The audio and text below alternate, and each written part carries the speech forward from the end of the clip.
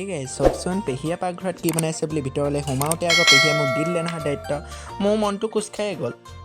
হ'লেও পেহীক অলপ হহুৱাই পিনে মই কামত লাগি গ'লোঁ। এয়া দেখিছেনে বাৰু, ফুলকবিখিনি গৰম পানীত তিয়াই থৈ এইফালে আলু বিলাহীৰ লগত মোক চব্জিটো বনাবলৈ বুলি ক'লে। এইফালেহে মেইন বস্তুটো আছে চাওকচোন। বাহ মাছ দেখিয়ে জিভা পানী পৰিলে যেতিয়া মই না নকৰিলোঁ।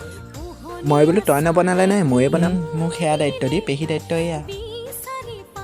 পেহী কথা মতে ময়ো কম নহয় জুই কোৱা ধৰি লৈ কেৰাহীখন পাতি লৈ তেল অকণ দিয়ে দিলোঁ নহয় ফাচুংকৈ।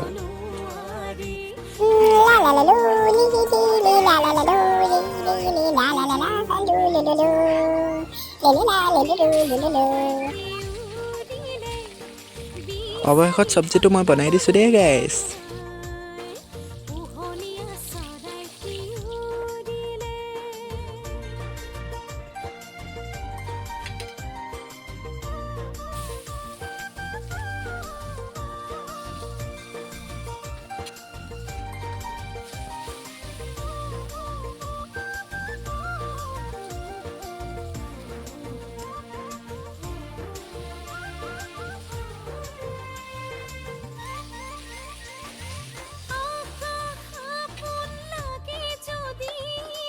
এয়া পেহীয়ে আকৌ পেহী কচু শাকত দিবলৈ বাবে জালুক অলপ পিচি আছে।